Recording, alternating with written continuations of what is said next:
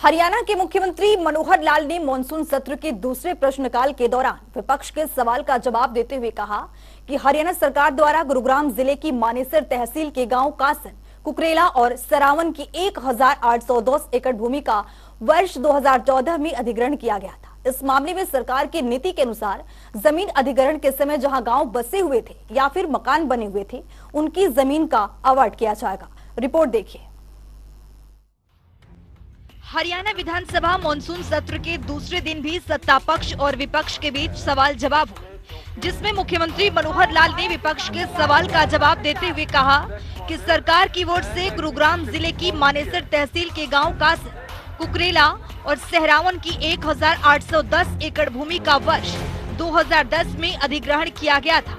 इस मामले में सरकार के नीति के अनुसार जमीन अधिग्रहण के समय जहां गांव बसे हुए थे या मकान बने हुए थे, उनकी जमीन का अवार्ड किया जाएगा और आउस्टीज नीति के तहत आउस्टीज को प्लॉट भी दिया जाएगा। उन्होंने कहा कि सभी जमीन का अधिग्रहण उस समय के रेट के अनुसार किया गया था, जो कि वर्तमान रेट के मुकाबले काफी कम थे। रेट को लेकर भूमालिक सुप्रीम कोर्ट में गए थे और वर्ष 2020 में न्यायालय ने आदेश जारी किए थे कि अधिग्रहण तो पुराने रेट पर ही होगा, हम चाहकर के भी अवार्ड नहीं कर सकते। फिर भी सरकार की कोशिश है कि भूमालिकों को किसी प्रकार राहत दी जा सके। अध्यक्ष महोदय, ये बात तो ठीक है कि ये 2010 को ये जमीन एक्वायर करने के लिए नोटिस हुआ था और उस समय के रेट काफी कम थे। अब चूंकि वहीं के जो किसान बंधु हैं वो सुप्रीम कोर्ट में गए और सुप्रीम कोर्ट में केस चलते चलते 2020 में जाकर के ये निर्णय हुआ कि नहीं, ये जमीन एक्वायर होगी और उसी रेट पर होगी। उसमें काफी सरकार के ऊपर उन्होंने रेस्ट्रिक्शन लगाई है। अब उसके बाद ये भी ध्यान में आ रहा है कि आज रेट्स काफ़ी ज़्यादा हो गए हैं। हम चाहते हुए भी बहुत अभी सुविधा यानी अनाउंस उसमें अवार्ड में तो नहीं कर सकते हैं, लेकिन जैसा योजना हमारी है कि हम आउस्टीज में जो प्लॉट उनको देना होता है उसके ऊपर हम कोई ना कोई रियायत इनको दे करके कोशिश करेंगे कि इनकी जो आज की कीमत है वो उतनी नहीं तो उसके नज़दीक कहीं ना कहीं पहुँचा सकें। इस प्रकार की एक आउस्टीज पॉलिसी जो है उसमें अमेंडमेंट करके उनको लाभ देने की कोशिश करेंगे। पहले से हमारी पॉलिसी है कि जहां उस समय गांव बसा हुआ था, उस समय मकान बने हुए थे, उस एरिया को रिलीज करने का हमारा प्रावधान है। उसका जरूर अवार्ड सुनाते समय ध्यान रखेंगे। जमीन अधिग्रहण से जुड़े एक अन्य प्रश्न के उत्तर में सदन के नेता ने कहा कि विकास परियोजनाओं के लिए जहां जमीन उपलब्ध नहीं हो पाती और विभाग से परियोजना की नॉन फिजिबिलिटी रिपोर्ट आ जाती है, तो ऐसी परिस्थितियों में स्थानीय विधायक भी जमीन उपलब्ध करवाने के लिए सरकार का सहयोग करें, चाहे वहां सरकारी जमीन हो या जमीन की खरीद करनी हो या पंचायत जमीन उपलब्ध हो, वे जमीन उपलब्ध करवाने का प्रयास अवश्य करें।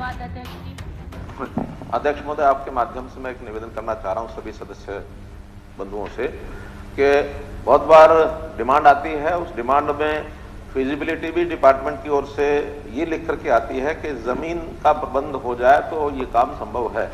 अब हम भी उस उत्साह में वहाँ घोषणा करते हैं क्योंकि किसी मान्य सदस्य ने कहा है या वहाँ के लोगों की डिमांड है।